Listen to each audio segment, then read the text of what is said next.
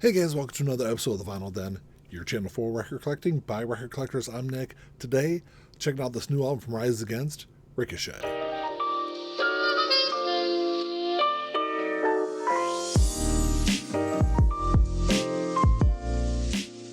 There's a bunch of links down below. You got links for the Vinyl Den Facebook group, for the merch page, for the Spotify and Apple Music playlist that I put together every week, and the Patreon page. So make sure you check all that out. Like always, if you enjoyed the episode, make sure you give me a thumbs up, hit that subscribe button down below, and make sure you hit that notification bell so you're notified every time I release new episodes. So Rise Against just released their 10th studio album on August 15th. If you're unfamiliar with Rise Against, they started way back in 1999, and they formed from the ashes of a couple of different Chicago-based punk and post-hardcore bands, which has always given Rise Against kind of a unique sound, kind of separates them from a lot of their contemporaries. And ever since the very beginning, they've kind of walked the tightrope between a couple of different genres. Under the band's original name, Transistor Revolt, they would self-release an EP in 2000. It would eventually catch the attention of NoFX frontman Fat Mike, who would sign them to his record label, Fat Records. But from what I've read, Fat Mike was not a huge fan of the name Transistor Revolt. The band would end up changing their name to Rise Against, and would release their debut album, The Unraveling, in 2001 through Fat Records. Like most bands that have been around as long as Rise Against, their sound has evolved over the years, but they still hold on to that signature melodic intensity blended with razor-sharp socio-political commentary. Agree or disagree with them, Rise Against has long stood as a voice of change through their music. So the band's last two albums, both Wolves, released in 2017, and Nowhere Generation, released in 2021, received some mixed reviews from fans and critics. So on the new album, the band looked to go in kind of a different direction musically. So in doing so, they brought in Catherine Marks to produce the new album, which means that Ricochet is only the band's second album since Siren Song of the Counterculture was released in 2004, not to have Bill Stevenson a producer. The only other album in that time span that he has not produced was Wolves in 2017. So Catherine Marks is not a stranger when it comes to producing. She's worked with a lot of big artists over the years. She's worked with Boy Genius, she's worked with Alanis Morissette, Manchester Orchestra, Frank Turner. And I will say that her influence is immediately noticeable on this new album, which is why I'm sure she was picked to produce this album. And for the 10th album, I think the band wanted to push themselves into a different direction musically, really try to challenge themselves. And bringing in Catherine to produce this album, I think, was the first step in that new direction. I think she definitely brought a sleeker, more polished sound to this album. Musically, I do have to say I like the new direction. It is a little heavier and darker than what they did on their last couple of albums. Even though it's not as heavy and fast as what they did earlier in their career, I don't think they'll ever quite reach those levels again. So I kind of see this album as maybe the first chapter in the next evolution of this band. Another thing I noticed right away is the layering on these songs and the harmonies they put together is a little different than what anything that Rise Against has done over the last several albums, which is something else I attribute to bringing in Catherine Marks and having that different set of ears in the recording studio. I will say that my big issue with this album, and something I've seen across social media over the last couple of days, a large percentage of the fan base also has the same issue, is the way that Tim's vocals are mixed on this album. I do have to say the issues I have aren't necessarily on every track. It's kind of here or there, kind of spread out across the album. Rise Against has always been about the meaning and message of their music. So far too often on this album, Tim's vocals are buried just way too deep into the music. And at times across the album, it's kind of hard to understand what he's singing about. So for a band that utilizes their music to push a message out, you lose part of that on this album. And to produce Ricochet is Alan Moeller, who has produced some of the biggest albums over the last 30 years. He's produced Siamese Dream by Smashing Pumpkins, Downward Spiral by Nine Inch Nails, Hot Fuss by The Killers, Wasting Light by Foo Fighters, which I think is easily Foo Fighters' best album. So I know that he knows how to mix a really good sounding album. That's why I said, looking at the way or listening to the way this album is mixed, I think a lot of that has to fall on Catherine Marks' shoulders and the band's shoulders also. And the mixing and production of this album, I think, does impact some of the quality of some of these songs. But like I said earlier, it's not something that's all the way across the board. It's not on every single song. I think it's an infrequent issue across the album. So in these reviews, I always talk about how important it is to have a really good, strong opening track. Because in the streaming age we live in, that's generally all you get. You get the first couple of songs, and then, if you don't hook somebody by then, they're just going to move on to something else because they're not monetarily invested in listening to the CD or listening to this album that they bought. They'll just stream a couple of songs. If they don't like it, they'll just move on. So it's really important to have that great opening track to hook them, pull them into the album, make them want to listen to the rest of it, and also kind of sets up the tone for the rest of the album. So the opening track on the album is Nod, which was not only the first single off of the album, I think it's probably one of the best songs on the album also. In a lot of ways, it acts as an introduction into this new era for the band. And I will say at first, when the single was released, I thought the sound difference between it and their last album, Nowhere Generation, the difference was a little jarring. Like I said before, I knew that they were going for a different sound on this album, and they definitely got that with this opening track. But it was a song that took me a little while to come around to. It probably took me 2 or 3 listens to come around to this song.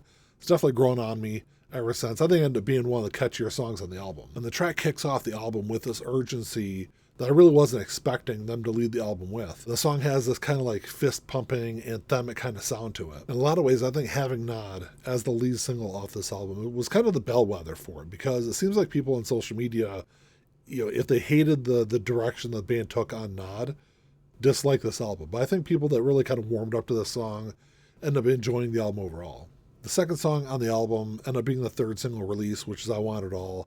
And listening to this song, the first couple of times through the album, it has a very similar sound to Nod. It also has a little more of a garage rock kind of sound mixed in. For me, it ended up being an okay track. I think there's potential there for it to be an even better track, but I think placement kind of hurt the song a little bit, because having it come right off the heels of Nod, which I think is a better song, but a similar kind of feel to it, makes this song feel a little derivative. And actually, when this song was released as a single, this was the song kind of made me question the direction the band was going with this album. I think had the song been placed a little later in this album, it might have worked a little bit better. Overall, I've listened to the song several times now. I just think the song kind of sounds a little too safe. And then that brings us to the title track, Ricochet, which I think is easily one of the best tracks on this album. And musically, coming off the heels of Nod and I Want It All, Ricochet gives the album a completely different sound at this point. It starts with an acoustic opening before it kicks into more of a cinematic kind of sound. I think it's not only one of the standout songs on this album, I think it might be one of Rise Against's best songs in the last decade. I like the gradual building kind of style of the song and the way it's layered. It's something that Rise Against hasn't done a lot over the last couple of albums. The song Damage Is Done is a little more of a guitar-driven song. And vocally, it channels some of those earlier songs from the band, with Tim delivering some of those nostalgic screams. And overall, musically, it sounds like a song that could be right off of Black Market. There is an echo that's used on Tim's vocals throughout the song that gives it a little bit of a different style. And while I don't really think it negatively impacts the quality of this song, I don't really think it needs to be on there. I'd love to hear this song without that echo effect on. And I'm not the only person that's had issue with that effect being used on this song. I've seen lots of comments over social media over the last couple of days saying the exact same thing. The song Us Against the World has this more familiar kind of sound to it, and I think it sounds similar to a couple of songs that Rise Against have done over their career. Of all the songs on this album, it's probably grown on me the most, though. The first couple of times I've listened to it, I thought it was just kind of okay, but it's grown into one of my favorite songs on the album. I think one of the big things on the song is it doesn't fall victim to a lot of those mixing issues that have kind of gone on over the course of the album so far. I think especially the chorus of the song might be one of the strongest on the album. I can't wait to hear a version of this song done live. Rise Against is not known for having a lot of features on their albums across their career. There is one on this album, and that's on The Black Crown. It's a collaboration with Andy Hall of Manchester Orchestra, which I'm sure is tied to this album because of Catherine Marks. And there's a lot of people out there that pick this song as one of their favorites on this album. For some reason, I just can't get into it, though. Vocally, I just don't think their vocals blend together all that well. Musically, it's a better song, but vocally, I think it's one of the weaker ones on the album. And while I won't necessarily call this a skippable track, I think it's probably the closest for me on the album. I will say that mixing-wise, I think it's one of the better mixed songs on this album, but it's not enough for me to save it. Another song that's just kind of okay for me is Sink Like a Stone. It kicks off with these driving drums, paired with a really great guitar riff, gives it this almost like anthemic kind of sound. And I understand that Rise Against is never going to be able to return to that faster style that they played earlier in the 2000s. But Sink Like a Stone has some of those elements in this song, even though they are on the more subtle side. I think the chorus for me is probably the best part of this song. Overall, just okay. I don't think it adds a whole lot to the album, though.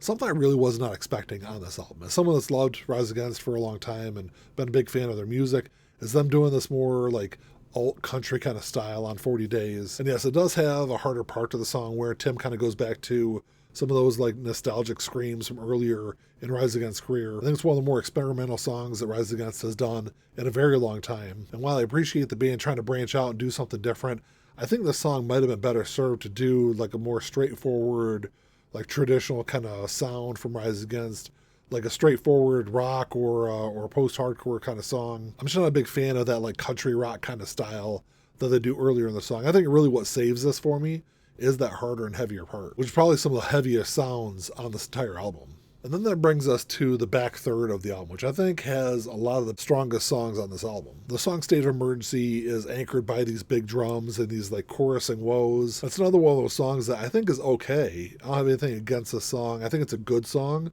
but I think it's going to be even better in a live setting. And even though I don't think this song was a big standout track the first couple of times through it, I think this is a song, it's probably maybe the biggest song on the album, that over time is going to, I think, slowly kind of turn into one of those fan favorite songs. And I'm already seeing it end up on a lot of people's list of some of the best songs on this album. And kind of going back to the second song on the album, I Want It All. That's why I said moving it to maybe later in the album might have helped it a little bit.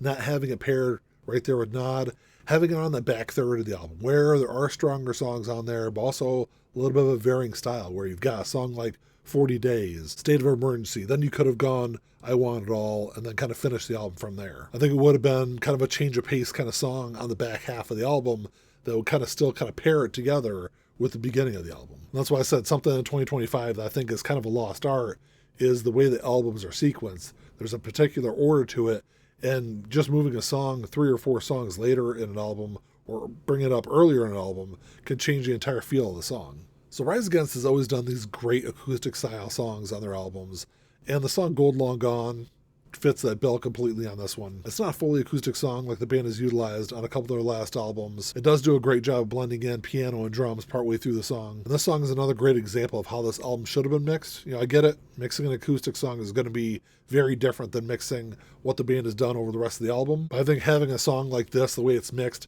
just kind of gives another example of, where some of the mixing kind of went wrong on this album. But even with several other standout tracks on this album, I think Gold Long Gone, separates itself even from those tracks quality-wise. I think the song is widely seen as one of the best songs the band has written in a very long time. But if you're more of a fan of that older style from Rise Against, some of those earlier albums, some of those classic albums from the band, the song Soldier I think is going to be perfect for you. And this song serves as a reminder that Rise Against can still craft some of those punchy, emotional anthems, this far into their career. But Soldier is a song that I think might have been better served to be one of those pre-release singles. I understand why they did Nod as the first single. Like I said earlier, that's like the introduction into this new sound. I think having a song like Soldier be that second single, I think would have been better served, giving fans some of that older kind of style from the band. Once again, having one of the better songs in the album being a single. And the song delivers that melodic punch that I think is missing off a lot of the songs on this album. That's probably why it became one of my favorite tracks the first time I listened to it. And it's also probably the only song on this album where I think the new mixing style, the way they mix Tim's vocals on this song or on this album, actually works for the song, helping bring more of that energy from music into the foreground. And then closing out the album is the song Prize Fighter, which was the second single released off the album. And off the top of my head, I can't think of another album released over the last few years that had one of the singles be the closing track on the album. Usually it seems like most, if not all of the singles, appear on the first half of the albums nowadays. And placement doesn't impact the quality of this song. I really like ending this album kind of the same way that it started, with one of the stronger tracks. It's a song that's packed with energy and reflects on artistic ownership, which I think is something that's big in music right now. The chorus is rousing and confrontational. I think it ends the album on a note of strength. And as a closing track, I think it does a great job of tying together all those different themes from across the album. So overall, I don't think it's the most consistent album from the band, but I give the band a lot of credit for trying to be this experimental with their sound, 25 plus years in their career. Because a lot of bands have had this success that Rise Against have been around as long as them. They have a tendency to kind of lay back and not push the boundaries and not try to do anything that might, upset older fans. And while I think she helped change the sound overall on this album, I think picking Catherine Marks might have been the bad choice on this album. I do think that Bill Stevenson was able to help challenge the band over the last couple of albums. Wolves and Nowhere Generation were both different albums than what they'd done before, and they were still pushing their music in different directions, but it wasn't such a stark contrast from what they'd done earlier in the career. And I think had they gone with Bill to produce this new album, I think it would have been a more consistent release. I think it's an album that's propped up by a few really strong songs, and then it's got some okay to good songs mixed in also. It's an album I'll definitely listen to a few more times. I think on a scale of 1 to 10, I think right now I'm going to have to give it a 7 out of 10. I think the quality of this album is on par with what they did with Nowhere Generation. But I think the big difference is with Nowhere Generation, I think it had a couple more of those really stronger tracks on it. And of course, I think the production was a lot better on that album. And I'm interested to see how some of these songs sound live when I see them play next month. So I did end up ordering 2 versions of this on vinyl. I ordered the Amazon exclusive, which is on yellow vinyl, Comes with a bonus 7-inch, but I guess some people have received their copies of it from Amazon. The one I ordered says it's not going to ship until the beginning of September. So the only version I have is one I ordered from Revolver. I think it was limited to 500 copies. It's on translucent orange vinyl. But I was a little surprised to receive this album the day before it was released. It's just the standard artwork on the front of it there. On the back of the jacket, just the track listing. And then this did have a printed inner sleeve. There's the front side of the sleeve. Back side is just the lyrics. And then the album itself, like I said, just on translucent orange vinyl there. Well, that's all I got for you today, guys. Thanks for checking the show out. Make sure you drop me a comment down below. Let me know what you guys think of this new album from Rise Against. Have you listened to it yet? Have you bought a copy of it? What would you rate it on a scale of 1 to 10? I know this album's got some mixed reviews so far, but I did really enjoy the album. I'm sure it'll grow on me over the next few months. But let me know what you guys think. Like always, if you enjoyed the episode, make sure you give me a thumbs up. Hit that subscribe button down below. That's all I got. Until next time, keep on spinning. Peace.